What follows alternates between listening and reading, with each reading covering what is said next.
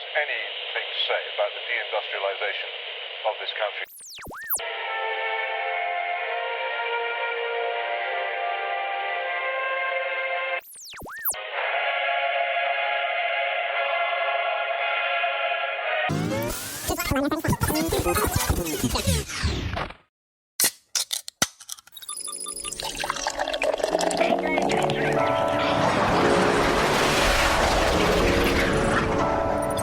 Georgian townhouses on the moon, the highest GDP per capita in the Milky Way. Small modular reactors under every village green. This is Anglofuturism.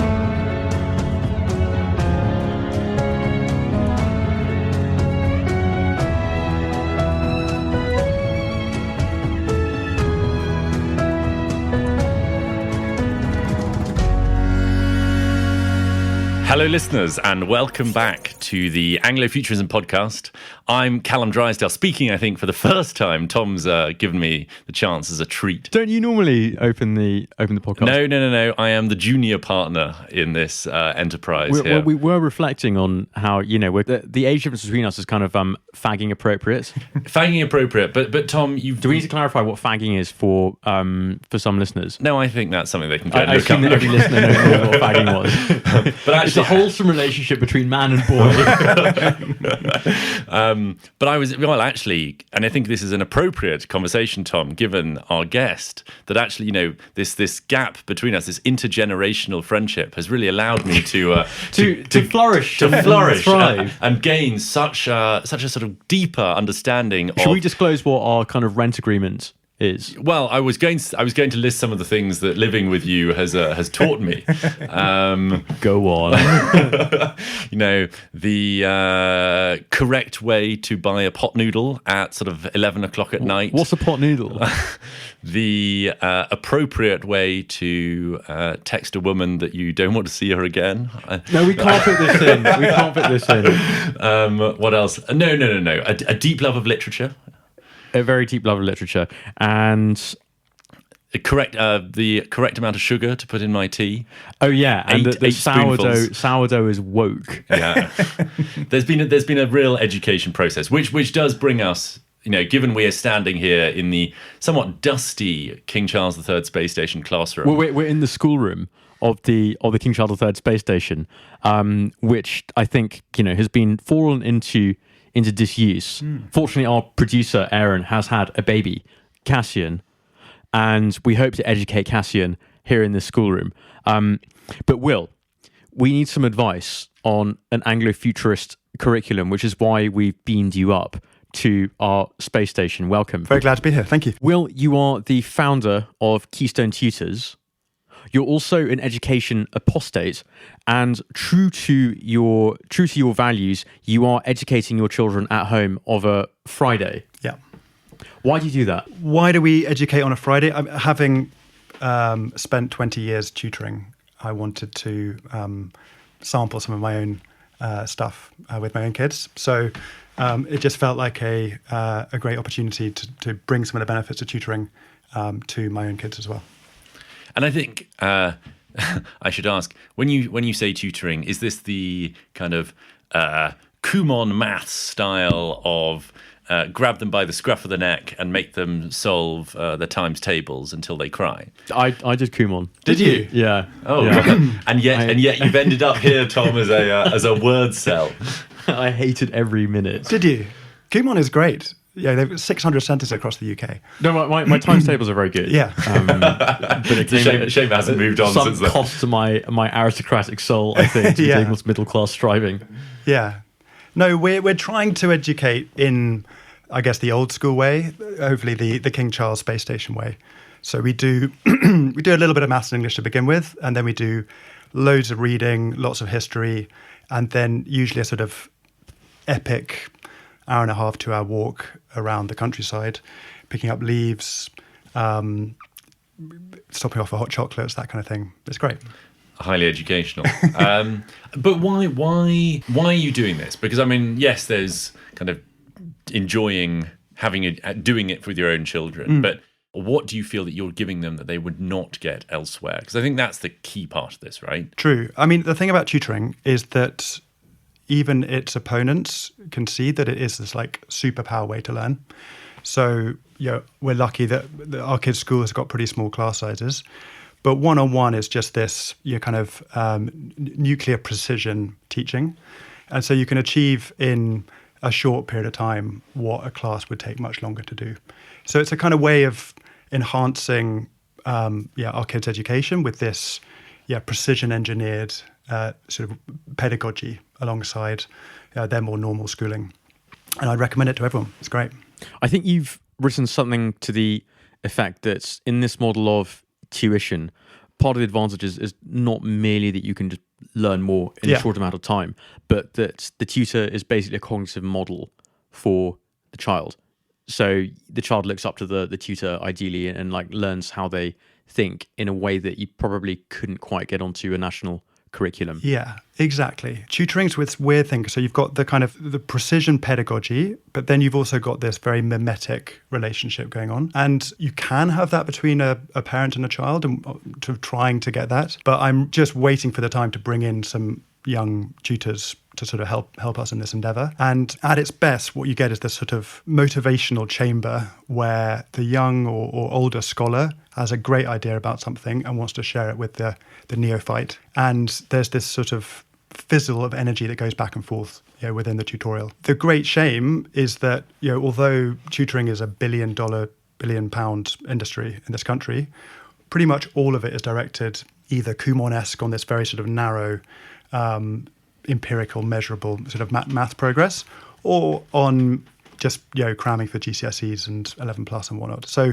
you've got this massive potential for intellectual expansion, but directed at these very menial, sort of mediocre ends. And that's what that essay that you refer to as trying to shake up a bit, to try and expand some of the ends of tutoring, so that the kind of means could land and increase the impact. Well, I mean, or it's remedial, right? Yeah, like exactly. Yeah, I think when I have worked, when I've been tutored, or when I tutored myself, it was often as or talking to a defective. In that, when I was felt to be particularly lazy and useless, some poor. Kind of early 20-year-old would be summoned in to whip me into shape until I was a bit less rubbish. Totally right, but it's still quite utilitarian. It's like, poor young Calum is going to fail his GCSE English or whatever. We need to get him over the hump to get him through. The counterintuitive thing about tutoring is how much the elites, the kids who are right at the top of the distribution get tutoring. And if you go, we've got an office in Singapore and Hong Kong. At some of the top schools in Singapore, the top math sets are the ones that have the most tutoring. So you're right, it's across the ability spectrum that happens. But what most people don't expect is how much very able kids are getting tutoring. But again, it is to safeguard the A star or the 9. It's very rarely to do anything that we may say was a bit more intellectually interesting, a bit more stimulating, a bit more kind of intrinsically good. And that would have been the state of play in the past. Eric Hull has written this essay called Aristocratic Tuition, I think, where he argues that the efflorescence of a genius comes when they are growing up.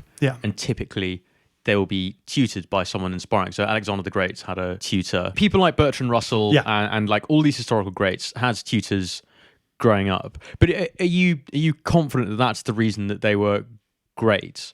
I mean, there's so many kind of there's so much other noise if you look back at this. I think at the margin it was a great help, and I think one of the things about that period, if you look at it was really the 18th and 19th centuries where you see this great efflorescence. But it did happen. Obviously, Elizabeth I had a great tutor as well, so it happened in the Tudor period too. Something like 17 languages. And she was extraordinary. Listening to The Rest Is History. Sorry to mention a rival pod. I think they get a buy. We do quite like that. It's nice to mention the smaller podcast.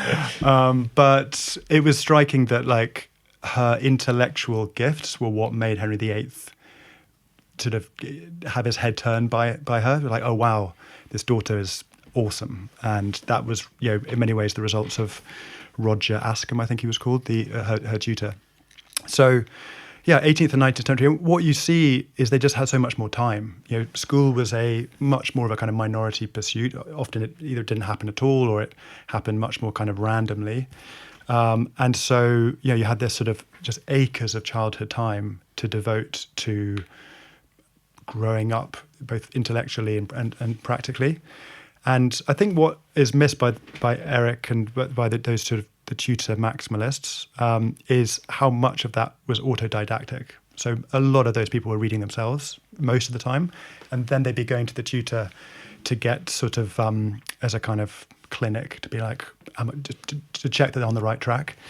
And that feels like the area that we've kind of most missed, is that autodidactic culture has just been completely marginalized in this country. And I suppose that's, again, one of the instincts behind this essay, is to try and bring back a bit of that self-directed effort towards intellectual growth. Where did that culture go? I mean, is it the kind of dissolution of the class system mean that everyone is fighting very hard for outcomes to which they might not have been entitled in previous generations? Well, so what happened? So I think if you look at the public schools, a lot of them start, if you look at Eton, Harrow, etc., they usually started with kind of one Charles III space station-esque schoolhouse in the centre of the school, and a chapel, and then they had these houses, and the houses would often be where you'd bring your tutor with you. So aristocratic tutoring and schooling for a while were kind of parallel. So you'd go to one of these schools, you'd bring your tutor with you, your tutor would do a certain amount in-house, and then you'd do a certain amount in school as well.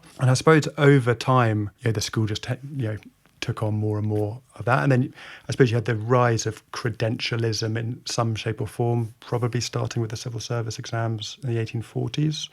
So you then begin to see 1840s to 1900s just, a kind of more of an emphasis on credentials and tests and things like that.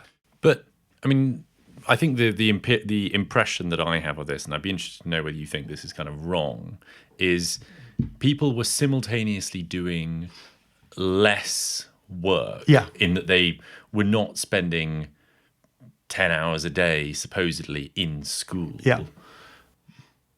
but simultaneously they were achieving a higher level and a greater capability in this condensed time. And then at some point we decided we weren't going to do that anymore. That seems a very basic model, but I think a lot of people would share that understanding of what's happened. Is that kind of right, or am I missing something? I think that feels right. I mean, the curriculum was incredibly narrow. So right up until the early 20th century, a lot of these elite schools, and same with grammar schools, it was mathematics and classics were the sort of big ones. So I guess as the curriculum has expanded, that free time has diminished as a result. So I think that's one thing. I think that because we've kind of moved to a model where it's like your hours in the classroom is sort of is defined as what an education is, as opposed to your intellectual growth.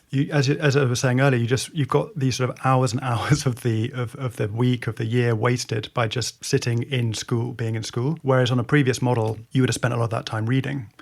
Just sort of, which is just such a more effective way to learn. Big education kind of hero of mine, Charlotte Mason, said, all education is self-education. And I think there is something to that there's only so much a teacher can do. It's basically an internal process to some extent. And the space to do that in a classic school paradigm is just almost completely vanished. So the question as to why, I think, is the most interesting. And at some stage, probably in the middle of the 20th century, you just had the rise of egalitarianism, really, and a kind of concern that the fruits of schooling were being unequally won by certain groups in society. And so you've got the comprehensivization movement, but over the 20th century, you just have this sort of expansion of schooling throughout children's lives. And it seems, though, to have had, again, tell me where I'm wrong, because I almost think this must be wrong, but it's had the opposite effect, or at least with more schooling has come less intellectual ability. The Jonathan Rose book, The Intellectual Life of the Working Class, would have you believe that even before the comprehensive movement, actually your average coal miner was better educated than most Russell Group graduates now, simply through that kind of autodidactic enthusiasm. That can't be totally true. Obviously, there were so many losers in that paradigm. And for anyone, I mean, the great work on this is a guy, E.G. West, wrote a book on the Education Act of 1870. And the 1870 Education Act, which was the first to sort of mandate public schooling for the whole country, was set up because, partly inspired by Dickens, there were lots of patches of the UK which were just terribly undernourished and under-supported when it came to literacy rates, educational standards. What a lot of people were worried about at the time is that by bringing in kind of state provision of schooling, that you would lose that autodidactic culture, and that the sort of natural instinct for a parent to try and school their kids, or natural instinct for kids to learn, would be irradiated by this move. So it was a move over that time to try and give total provision, and it ended up being very homogenous, and of course picking up the bottom 10-20% who were being completely underserved. But it has done something, I would say, quite insidious to the top end of the distribution, where that culture that you mentioned has just sort of almost completely vanished. I think this partly explains why quite a few people we know, Calum, have, including us actually, have said that, on the happy day that we're producing Anglofuturist child after Anglofuturist child, perhaps we wouldn't want to be sending them to state schools. Perhaps we wouldn't want to be sending them to schools at all. I mean, you and I fantasize about our village school, right, with a scratchy tweed, maybe drone building classes. Maybe we should ask Will his views on some of our ideas. Give me the prospectus. Welcome to the Anglofuturist Village School. So Calum and I, as you can see, are dressed in our gowns. Of course. Your mortarboards. Blackboards, mortarboards. As we said, caning. Lots of interactive blackboards. Interactive blackboards. Yeah. And obviously, it's much easier to say what you put on a curriculum than what you'd strip from it. But I think in short, history would be kind of less kind of Rosa Parks and a bit more Athelstan. We try to do cutting edge practical stuff like drones, which I'm doing my best at already now. Yeah, drone building class. So get in touch if you're interested in that. And I think the idea would be, I don't know, a cross between, I think it's basically a cross between Gordon Stoon and Skunk Works, but in the Cotswolds. Well, that's the dream. I have a specific proposal, Will, that I want to get your view on. So I think that the boys' houses and the girls' houses should be separated by a high wall with these are the conditions that I attended school in. There was a high wall with kind of glass spikes on top, and it should be patrolled by the masters. However, the patrol schedule should be some complicated mathematical design that if you were clever enough to figure it out and work out which master would be walking up and down at that specific point, you would either get a cuff round the ear or a severe beating. And critically, like the Spartan boy who, with the fox cub under his tunic, the real lesson there would be don't squeal. The challenge is in the seeking, not, and if you got through. But if you got through, delights would be exactly, and you should be rewarded. Deserved delights. What thoughts on that as a? Do you think that we would get support from the state to implement this? Wait, this is a state boarding school. Which they do. We haven't got it to be legal. Maybe that's the question. How quickly would we get shut down? No, I love it. It's fantastic. Okay. I mean, the big problem. Would you send your children to the Anglofuturist? Absolutely. I'm a third on the way. I'm a prospective parent, definitely. I think the big problem in a lot of schools, even the very academic ones, is like, where does prestige go? Where does prize go? And so I think this is wonderful because it gives a very intrinsically good reason to get very good at maths. So big fan. I like to think of a coupling of the base with the more elevated desires. And on that, we were talking there about the schools have picked up the bottom. But maybe abandon the top. I think a lot of people I know would feel, though, that even those schools like your Etons, I mean, we were both day school boys, so can't necessarily claim any kind of pedigree.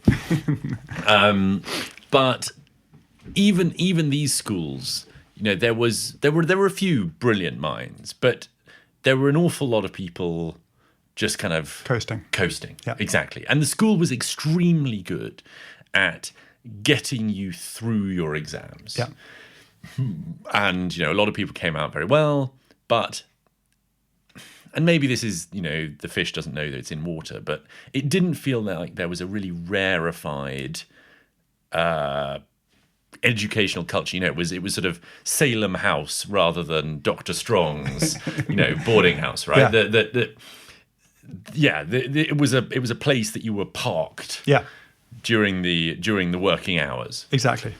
I think a lot of that is the fault of the exam system. So GCSEs have a kind of dead hand over basically 3 years of your most fertile intellectual period. From 12, 13 to 16, you're being trained, and schools are so incentivized to get good GCSE results that if they've got an option between boundless intellectual stretch versus let's just hammer him with a bit more assessment objective 3 to make sure he absolutely gets that grade, they will probably go for the latter.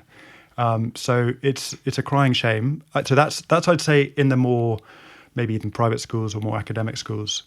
Generally speaking, I think what's not commented on enough is that the last 30 plus years of school discourse has really had this kind of creedal commitment to closing the attainment gap. That's the phrase you just keep on hearing again and again: Sutton Trust, teach first, etc., etc. And so the kind of focus of the discourse has been towards narrowing gaps that many people would say are very, almost impossible to narrow. And that's sort of been held out as the kind of telos for the school system. So you've got that, I think, running alongside it. And then you've got this, what I just mentioned about GCSE, which is very middle brow. It both at the same time shuts off the bottom of the cognitive distribution who fucking hate GCSEs and fail. 30% every single year for the last 30 or 40 years fail maths and English GCSE. So it's failing them. And then the top of the distribution are bored stiff by it. So you've got this, real sort of mess where it's only the kind of the middle runners, the middle rankers, who are really being kind of served in this way. And I would say that is a sort of classic kind of professional managerial stranglehold that the school, powers that be have in our school system at the moment. Tom, you of course enjoyed your GCSEs though, didn't you? Well, Middlebrow Tom. Yeah. They actually said I was top of the bell curve. So I was having a wonderful time. Nice and windy up there. Ed West argues that one of the worst things about the state school experience is that if you turn up and you actually want to do your GCSEs, you're going to be in a classroom until you're 16 with people who don't want to be there, and often you're there with dysfunctional kids as well, who increasingly just won't get expelled.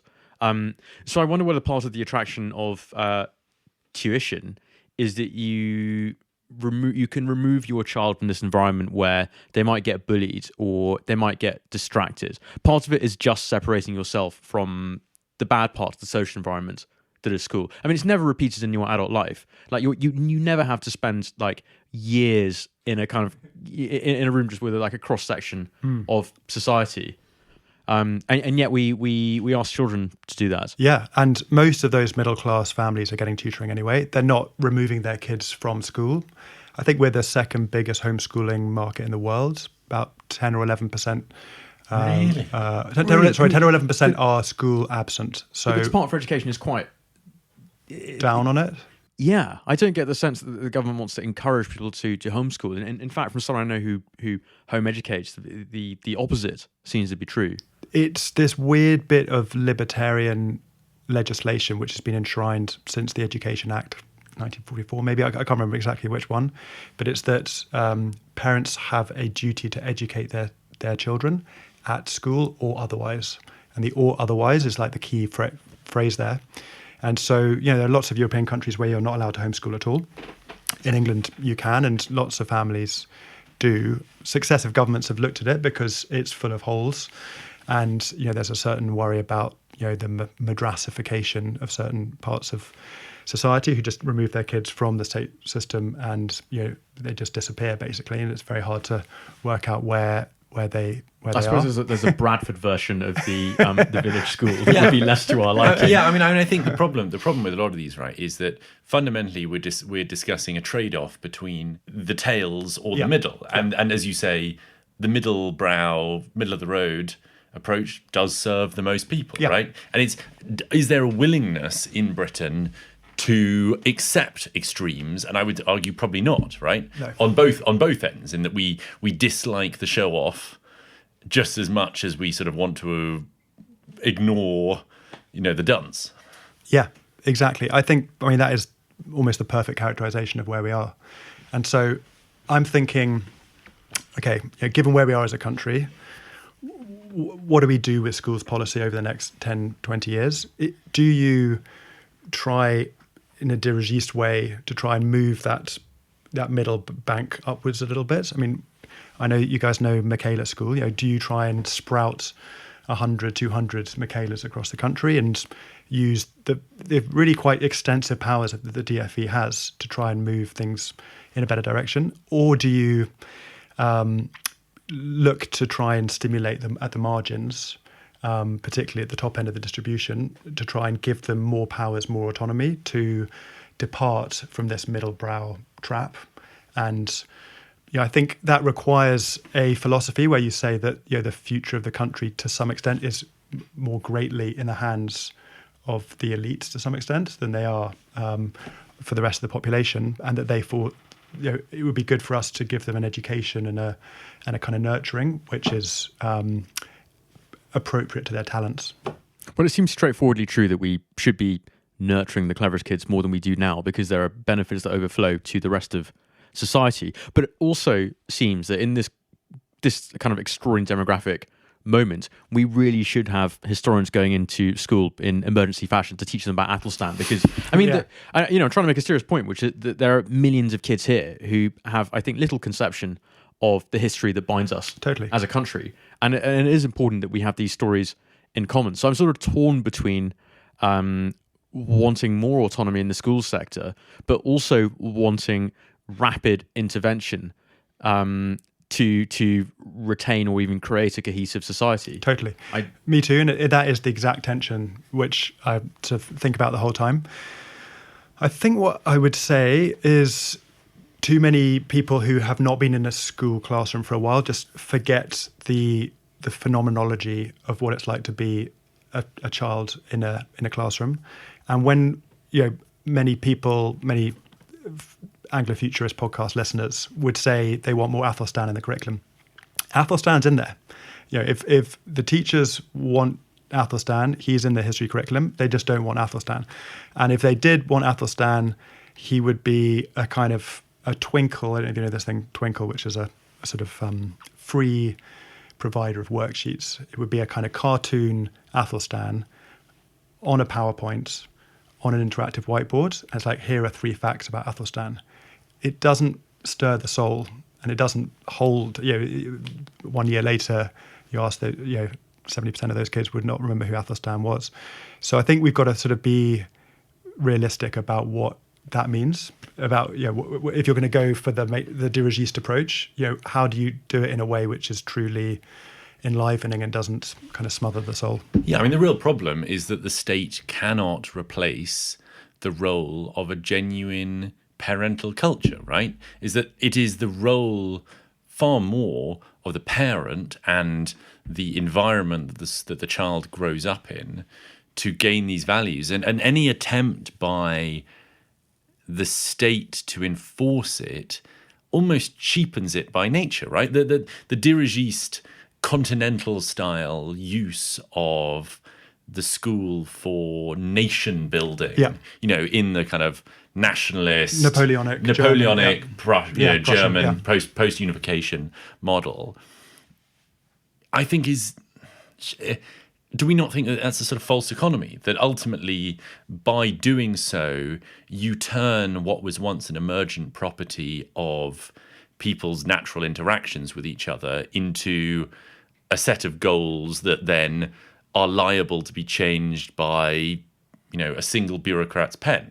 The problem to me is people turn, and we are falling into this trap as well, is you turn to education to achieve more than it should, and thus undercut ever more the foundations of a genuine national culture. But do you trust modern parents to deliver an education that will allow their children to flourish and will allow their children to feel part of a community? I'm not sure. I'm not sure I do. Sure, but I don't think that this is necessarily. Is this necessarily the role of the school? I think it shouldn't be, but the horse is sort of bolted. Yeah. Yeah, well, no, I know, I totally agree. And we're left now, as you said, empty stall, and we can either choose to paint a horse on the wall, or potentially, I don't know, bring in, use the stall for something else, put it on Airbnb as a barn conversion. Like I think that is the problem, right? That it's not going to be a stable anymore because without a horse, it can't be one. Totally. And I think that it's undeniable that the schools have become quite welfarist because they are making up for the dysfunctional families. Right. They are teaching children how to use the loo now. Absolutely. Yeah, they are brushing teeth. They are toilet training, breakfast clubs. They're basically the sort of last mile of the state in order to try and give some sense of social stability and function to many communities and families that for whatever reason have just completely collapsed. And you see it the same with the curriculum as well, that whenever there's a sort of an issue that we decide as a society that we care about, whether it's the environment or AI literacy or financial literacy, all these things, they then get sort of shoved into the curriculum, further bloating the curriculum and further undermining the chances of actually delivering something excellent that we talked about earlier. So you're absolutely right that schools have become this sort of basically arm of the welfare state to try and support families that can't do it on their own. I suppose it's easier to, as we say, it's easier to say what you would ram into the curriculum than what you would remove. So perhaps we could play a quick game of what you would take out. Calum, you go first.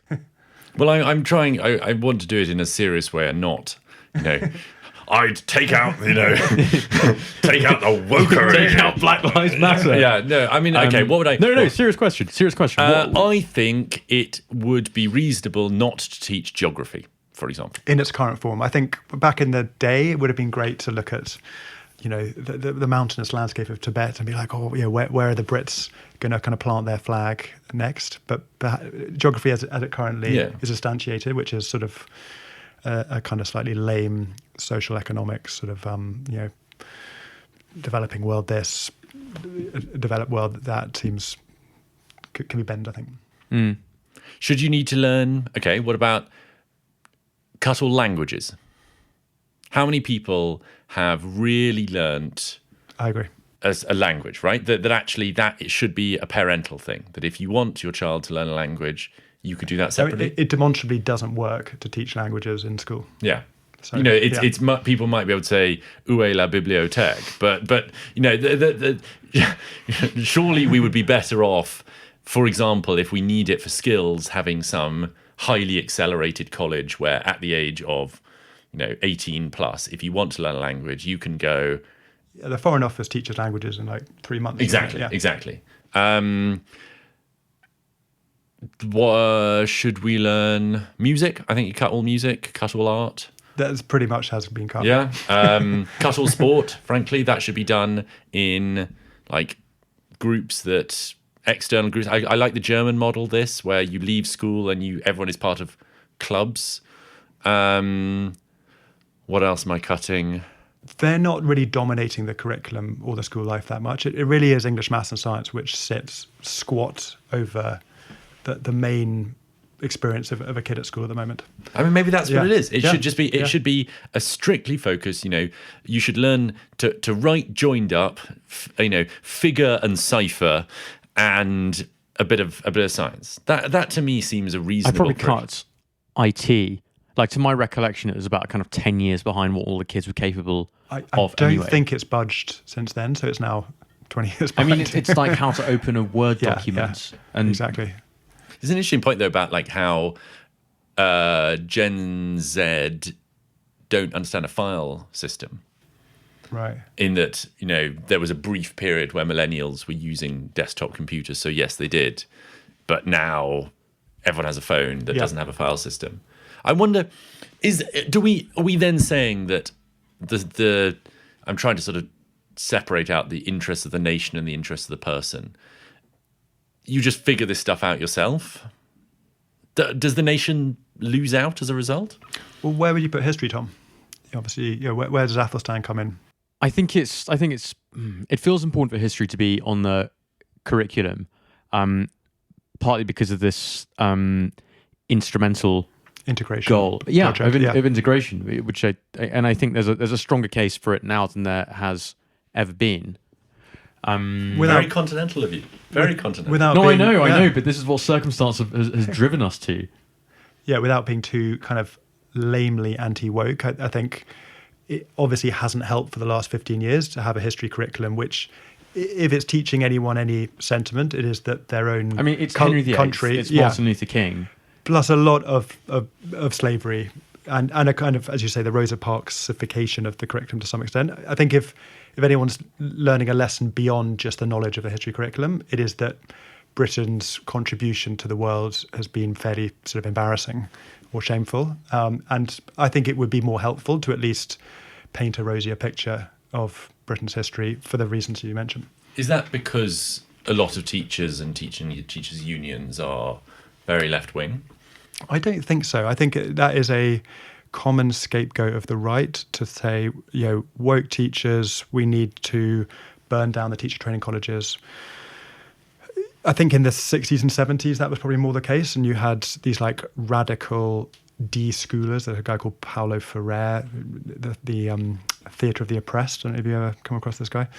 Yeah, he in fact, Zach Polanski. Paulo Freire, Chelsea right back. 2006. Yeah, maybe I'm getting confused between but Zach you had a second career. Zach Polanski, in his recent interview with Alistair Campbell and Rory Stewart, said that he was politicised by the Theatre of the Oppressed. So if it has no other reason to condemn it, that's one of them. But that was like one of the gold standards for teacher training colleges, which was that teachers should learn to turn their kids into activists, basically, and they should be putting them into sort of experiences where they would become a Gazan refugee in class and then be furious at power hierarchies, etc., etc. So that was the case. I mean, probably it's still on the reading list, but I think most teachers are technocratic rather than ideologically left. As I say, they're probably, if they have an ideology, it's probably to close the attainment gap, but it's this much more managerial ethos than it is a kind of nakedly leftist one, I'd say. I would like to give due position to a marginalised group, which is the left-wing listener of the Anglofuturist podcast. Yeah. Much oppressed and put upon. We hear you. And I would like to hear a left-wing case for aristocratic tuition or whatever. Or against it, surely. No. I want to hear the left-wing case for it. Okay, sure. So I think the kind of progressive close the attainment gap left, the sort of, your classic modern liberalism, I don't think it has anything really to say to them. But I think you're more kind of William Morris, artisanal, blue labour, right? I think a kind of more distributed school system where kids from age 14 probably are being released, as I said, that bottom 30% who are being so let down by the GCSE curriculum at the moment, and for whom the whole bullshit credentialism of their next, you have to go to university, you have to get GCSEs is clearly so unenticing and failing to them. I think a model where, I suppose the aristocratic tutoring for them is a more apprentice-based system where they are released from the shackles of the current school system, put back into local relationships with employers and are learning a trade or learning useful knowledge more directly and are kind of liberated from this slightly bullshit professional managerial thing. It's an interesting point you make there about the being released and then going potentially into work Yeah. in some form is obviously the limits on the number of houses means that most people, even if they did leave education and then went to work, would not be independent in the meaningful way, which is leaving home, right? Which Do they have to leave home? I think that is an important part of generating a genuine separateness. Yeah, I think so. Yeah. That I think, and I know plenty of sort of civil servants or people who are have good jobs, so accountant, graduate training programs or whatever, who are still living at home. And I think that must have a depressive impact on your sort of intellectual climate. I mean, I know, with my own, intellectual overlord here sitting beside me. You need liberation. Well, yeah, exactly. Exactly. Tom might be a bit worried what my liberation might look like. But surely that is Tip your landlord. that is. I did actually. I told you that I wanted to pay you more rent the other month. Actually, He's true to his Great. word, I hope. but that must be a limiter on that, right? Totally. And actually, this is something I really wanted to ask you guys. So I think the most charitable interpretation of the last 20 or 30 years is that the reason why schools are so smothering of the spirit and so professional managerial is because our services sector has sort of demanded it, and that they've needed very credentialized kids coming out of the school system to go into accountancy, consultancy, et cetera. But do you guys see a future where we've beefed up our manufacturing sector and we've got an employment ecosystem which is much happier with the notion of someone leaving school at 14 or 15 and working for a few years with their hands or in an apprentice, that's then putting their shoulder to the kind of national wheel in a much more kind of grounded way than this sort of the PowerPointification of both secondary and tertiary education. I mean, do you see in your ecosystem of companies, the Isambard's, the Arms, people like that, people willing to? I mean, obviously they're probably looking for top graduates, but are they creating industries and means of employment that are going to be less reliant on this sort of managerialism, do you think? I'm tempted to say that as technology advances and AI proliferates, it's going to become more and more difficult for the school system to predict what skills will be useful to a child when they emerge. And by that token, it would be good for a child to be released early and to be able to work. But the question is whether they would be useful. I don't know whether it would be useful for Alex Fitzgerald to have a bunch of like 15-year-olds milling around. Milling. They won't be doing much milling, will they? mooching around. Yeah. Yeah. Well, they were so long, the apprentices. I mean, like Michael Faraday was an apprentice as a bookbinder for like 7 years, and but he got so interested in instruments that when he was sent this pack of instruments, he then sort of applied his brain to them, and then was able to show whoever his eventual sponsor was his great gifts. So I think a lot of 14-year-olds would rather be milling around in Isambard factory than they would sitting in another PowerPoint-driven lesson. But the telephone makes that impossible, right? The smartphone. The smartphone. Yeah. The smartphone makes that goal, and I think we have to be quite honest here that a lot of Bertrand Russell's excitement at being given the Principia Mathematica, or was it Euclid's? Yeah, Euclid. Euclid, being given the most thrilling thing he. It was literally the most exciting thing he had ever seen. In that, Tom and I went to see HMS Pinafore last night. Did you? Okay, great. Yeah, we had a hoot. Cultural. Well, light opera. Well, I was telling my colleagues. Oh yes, and what's the opera? But what it felt slow. Yeah, of course, because we have such high expectations for stimulation. Yeah.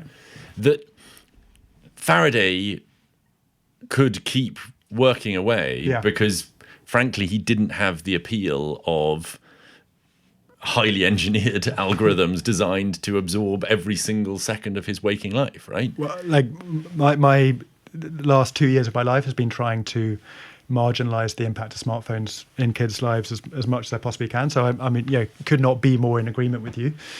But again, like the reason why so many kids leave their lessons and just go and watch Netflix in their school toilets is for the same reason. I think we've got to at least make a proposition to your average 14-year-old of what a worthy thing to attend to is. And if you are, I don't know, someone with an IQ of 90, should you be going through again another, what would it be like, One Flew Over the Cuckoo's Nest, a bit of comprehension, and then be like, okay, extract the 3 points to get 6 marks out of 6. That is a very soul-destroying way to spend your time as a 14-year-old. So I think, we've got to back certain things to command the attention of the kids. Beyond that, I would have thought I don't know much about Isambard, but like a precision engineering factory sounds like something that could be more energizing or interesting, or somewhere where you got to put your phone away, or somewhere like going into the army where you're not allowed your phone out, or going to the navy when those sorts of things seem so much more legitimate. Yeah, I mean, it requires a hierarchy of values, right? As you say, you have to be able to value some things over others. Do you not need some form of schooling, or at least sort of parental guidance on that in order to learn that? Yeah. I mean, in the parts of the world, like in America, about half of the states have these things now called education savings allowances, where the money that is due would go usually to a school on behalf of a family, goes to the family, and they can then spend it however they want. Online schooling, tutoring, textbooks to homeschool. So this is a kind of radical parental autonomy movement. And still, as far as I'm aware, only about 20% of parents take them up on it. So it's always going to be a kind of a niche preoccupation to some extent, because most families, I'm very strong. We go to this amazing school just outside Oxford, and we live in a village, full of really nice. We got lots of friends who've got kids. Every single parent in the village send their kids to the local primary school and don't want to do the 8-minute drive to this more interesting school just because they're not that interested. So I think that's why I'm always sort of interested in thinking about things at the margins rather than in the median child, because most parents are not educational philosophers or all that interested, and they use schools, if we're being honest, for childcare whilst they can work. So I'm not too worried at the moment, given English schooling habits, of like abuse, I suppose, because just that instinct's not there. Yeah, I hear the bell ringing. It's time for us to go run around in the yard, kick a ball at each other, and Tom to give me a wedgie. We will be back, listeners, after in part 2.